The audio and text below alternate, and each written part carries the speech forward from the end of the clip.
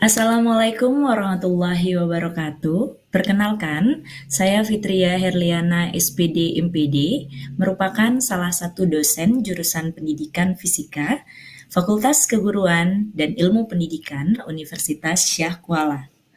Pengalaman pendidikan saya menyelesaikan studi S1 saya di jurusan Pendidikan Fisika Universitas Negeri Jakarta pada tahun 2013.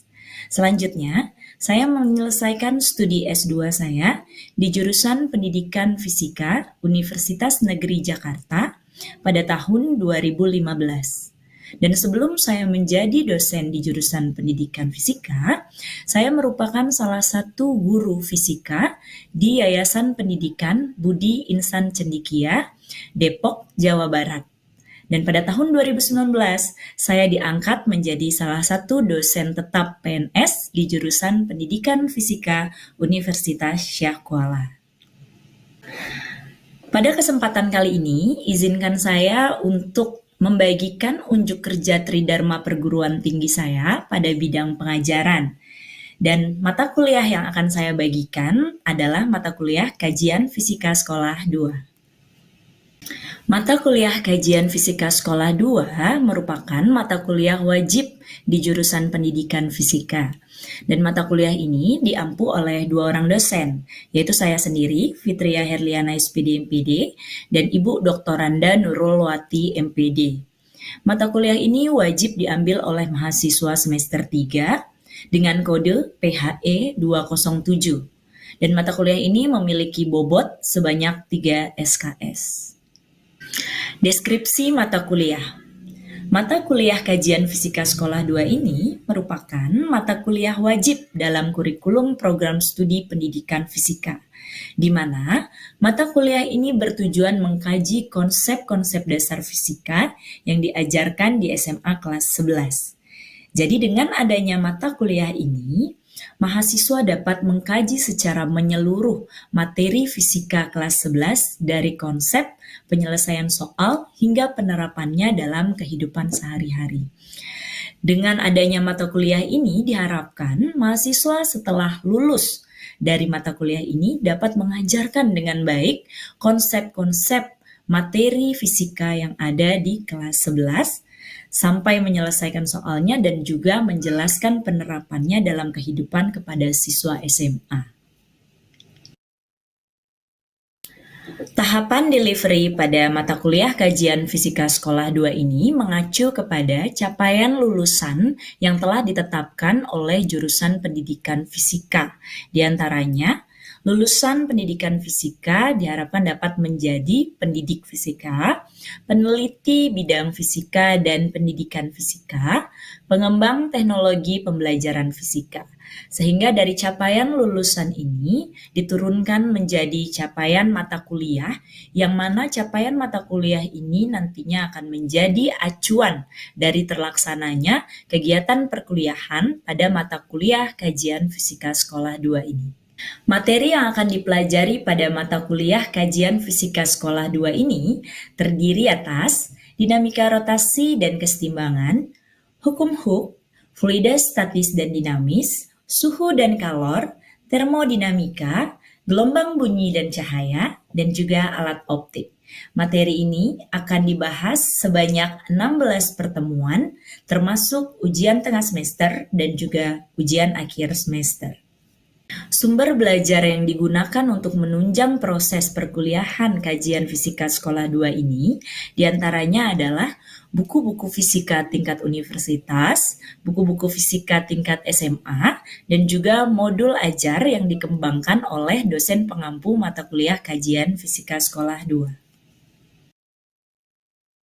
Interaksi yang terjadi pada proses perkuliahan Kajian Fisika Sekolah 2 ini menganut sistem perkuliahan blended learning, di mana blended learning ini menggabungkan 2 lingkungan pembelajaran, yaitu lingkungan sinkronus dan asinkronus.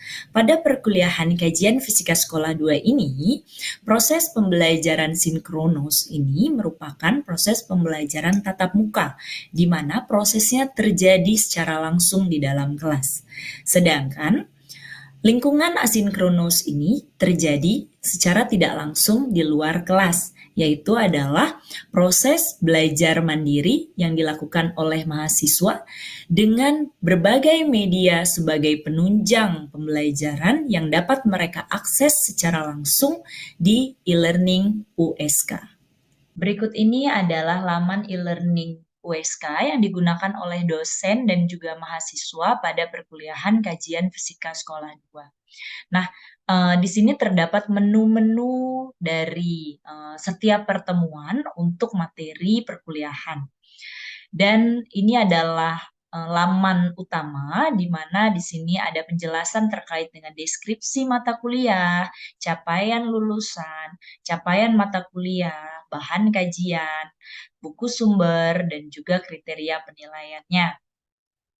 Kemudian untuk pertemuan kedua, misalkan di sini materi dinamika rotasi, di setiap pertemuannya akan dituliskan dulu tujuan pembelajarannya. Kemudian mahasiswa diberikan bahan yang dapat mereka akses kapan saja, dan juga mereka diberikan video pembelajaran untuk membuka pikiran mereka dan memancing mereka untuk lebih merasa ingin tahu terkait dengan materi yang akan mereka pelajari. Kemudian dari video-video ini mereka diberikan lembar kerja mahasiswa yang dapat langsung diakses dan dapat mereka diskusikan dengan teman-temannya baik di dalam kelas maupun di luar kelas. Dan setelah proses perkuliahan mereka dapat dievaluasi menggunakan kuis di sini yang dapat mereka akses sesuai dengan jadwal yang ditetapkan oleh dosen. Nah, kemudian ada forum diskusi yang dapat mereka pergunakan untuk berinteraksi antar sesama, baik di dalam kelas maupun di luar kelas. Kemudian ada tugas di sini yang dapat mereka kumpulkan di dalam menu tugas ini. Selanjutnya ada juga contoh untuk pertemuan kelima, yaitu untuk materi elastisitas dan humuk. Di sini juga mereka diberikan tujuan pembelajaran, ada bahannya, dan ada juga disematkan virtual lab untuk mereka dapat mencoba praktik kapan saja sesuai dengan keinginan mereka. Dan ada juga forum diskusi yang dapat mereka gunakan untuk bertanya di luar jam pembelajaran. Dan ada juga menu untuk pengumpulan tugas, yang mana tugas-tugas yang diberikan oleh dosen ini terkait dengan latihan-latihan soal yang bisa dikerjakan oleh mahasiswa di luar jam sekolah. Pada proses perkuliahannya, mata kuliah ini disampaikan menggunakan berbagai metode pembelajaran. Tentunya, metode pembelajaran yang digunakan ini mengacu pendekatan student-centered learning. Dan berbagai metode yang digunakan diantaranya adalah problem-based learning, guided inquiry, dan juga cooperative learning.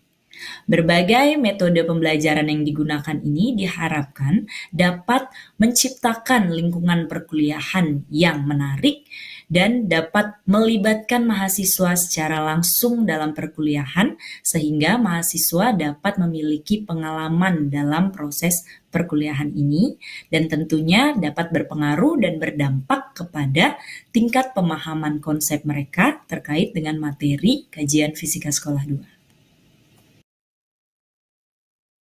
Penilaian yang dilakukan pada proses perkuliahan kajian fisika sekolah 2 ini ditentukan berdasarkan kinerja, yaitu sikap 10%, keterampilan 15%, tugas dan kuis 25%, ujian tengah semester 25%, dan ujian akhir semester 25%. Kemudian nilai akhirnya dihitung menggunakan rumus sebagai berikut.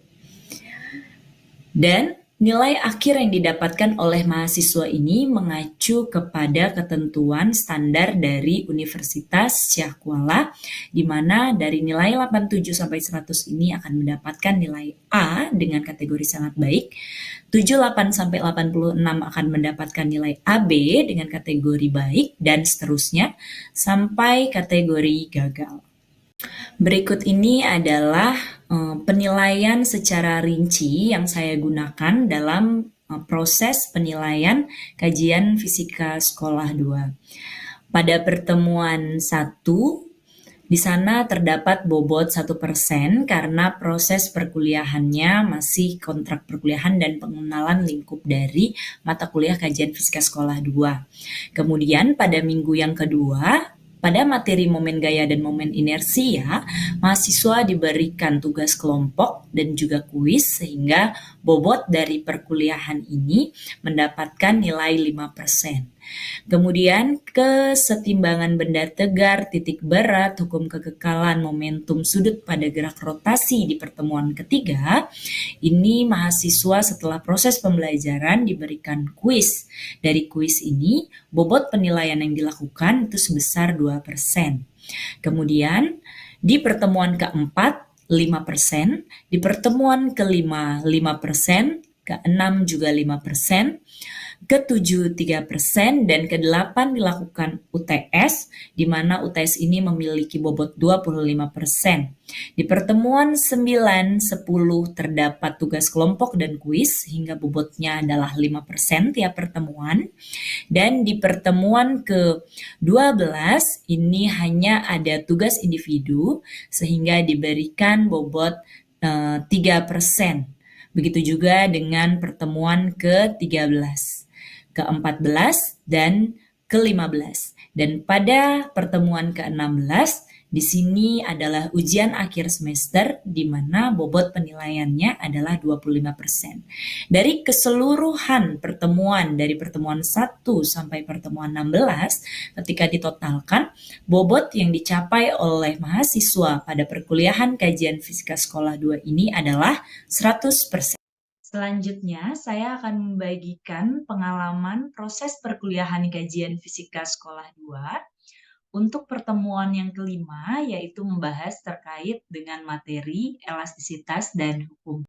Ya, bismillahirrahmanirrahim. Assalamualaikum warahmatullahi wabarakatuh. Waalaikumsalam warahmatullahi wabarakatuh. Alhamdulillahirrahmanirrahim. Wassalatu wassalamu ala asyrofil mursalin wa ala alihi wasallam. Segala puji bagi Allah telah mempertemukan kita kembali hari ini. Jadi salawat dan salam menunjukkan kepada Nabi Muhammad SAW.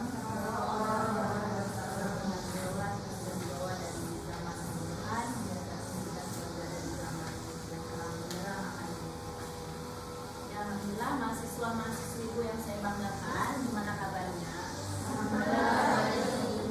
Ada yang lagi? Oke, hari ini siapa yang akan masuk? Masuk semua? Saya cek kehadiran dulu ya. Di sini masuk semua ya. Simpulnya masuk semua. Coba saya cek dulu. Elia Octaviana, hadir Bu. Rizka Maria, Nadia Elsa, saya Bu. Kasih, si Cinta, Lupa, saya Bu. Baik. Ya, alhamdulillah. Minggu kemarin kita udah belajar tentang apa? Siapa masih ingat?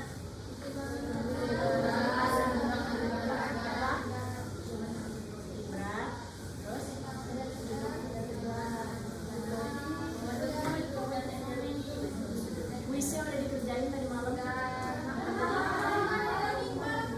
Oh, malam minggu ya. Oh ya, udah dikerjain. Hasilnya gimana? Lihat. Kurang. Yang kemarin ya itu adalah bab terkait dengan gaya, ya kan? Yang kita kaitkan dengan torsi. Di materi hari ini kita lanjutkan juga masih berkaitan dengan gaya. Tapi kalau kemarin benda yang berputar, kalau sekarang benda yang bergerak bolak-balik. Jadi kaitannya juga masih sama dengan gaya. Kalau nggak diberikan gaya, nggak mungkin bisa bergerak.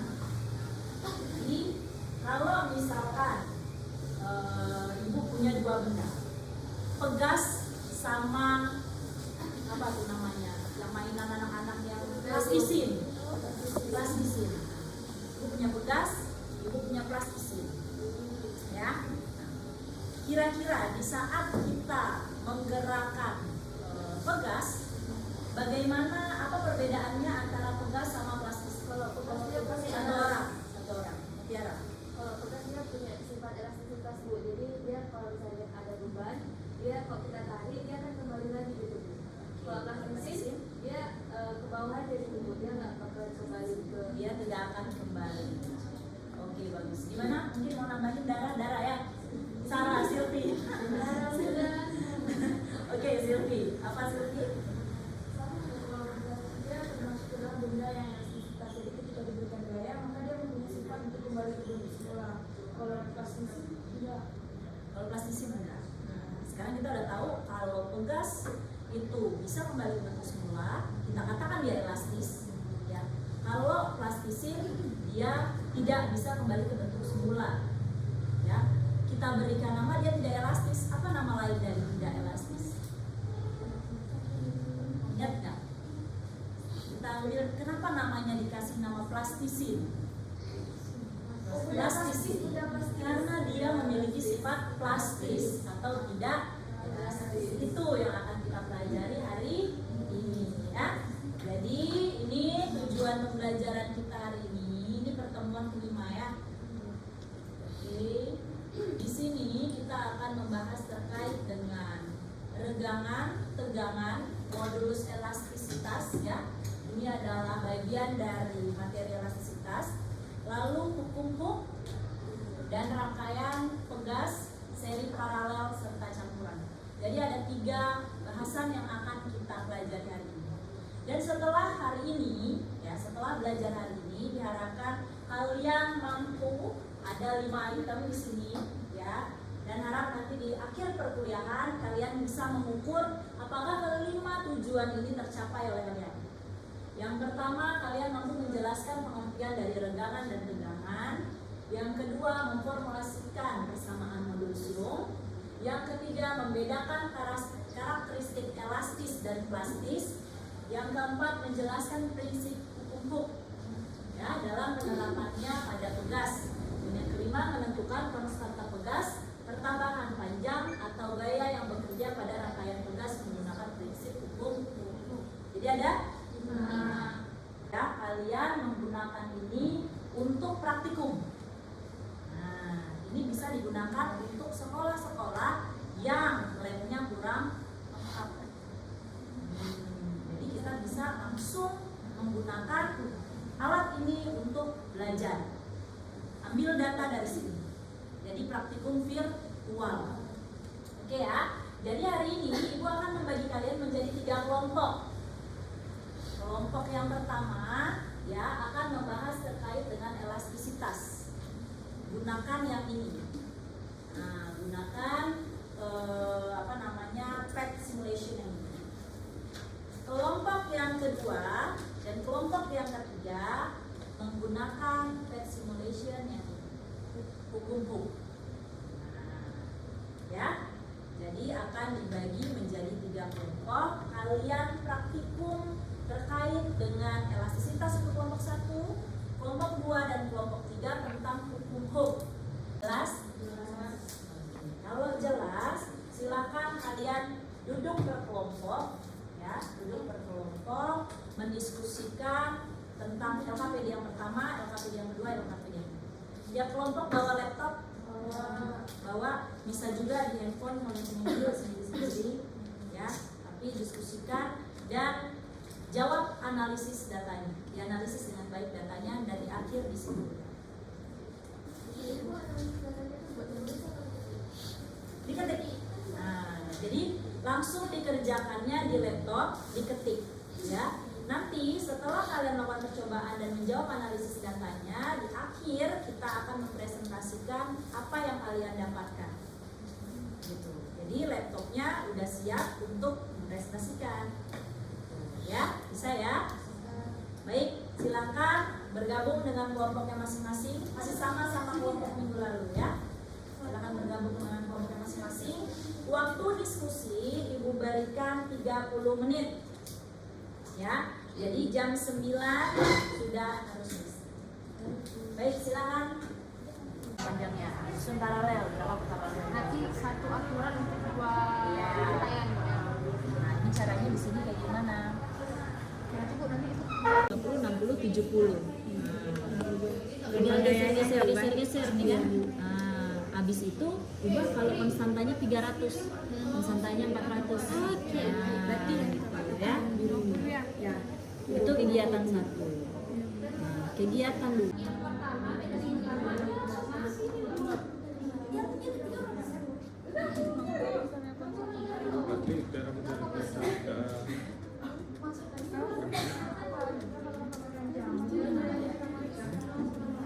Sama dengan 2 Kak. Modulnya ada buka.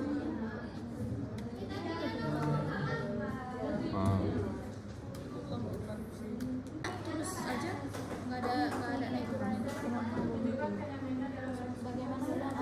Berarti semakin besar ininya semakin kecil. Naik grafiknya tadi dan yang dua bukan grafik tabel ada foto nggak tadi? Kita udah kecil. Oh iya ya. Nomor 4 udah. Sekarang coba diskusinya udah selesai. Tinggal upload. Serahkan uploadnya ke teman 1 orang. Kalian semua fokus ke kelompok 1 karena kita akan membahas terkait dengan elastisitas. Di sini nanti teman-temannya akan menjelaskan bagaimana praktikum menggunakan PET simulation untuk elastisitas dan mendapatkan hasil kesimpulannya apa yang didapatkan dari diskusi mereka. Ya, jadi kalian semua perhatikan. Baik, berdirinya kami di sini ingin mempresentasikan hasil kerja dan apa yang kami dapatkan dari kerja kelompok kami yang tadi, yaitu mengenai elastisitas pada pegas. Di mana yang akan kita bahas nantinya adalah apa aja sih yang mempengaruhi elastisitas pada pegas ini.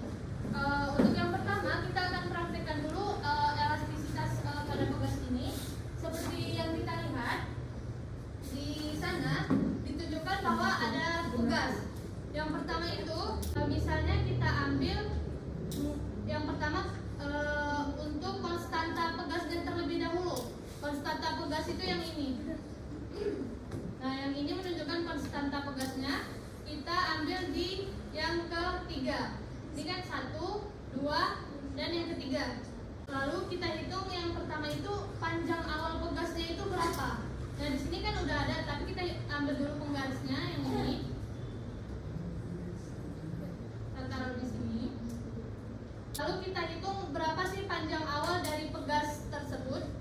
Nah, di sini menunjukkan bahwa panjang awal dari pegas ini senilai 48 cm, atau jika dikalkulasikan akan menjadi 0,48 meter. Nah, selanjutnya kita ingin melihat berapa sih keelastisitasan pegas ini atau perubahan panjang pada pegas ini ketika pegas tersebut ditambahin beban. Contohnya, kita akan memasukkan beban 50 gram di pegas ini. Langsung aja kita masukkan. Nah, setelah itu kita tekan tanda berhentinya di tombol ini.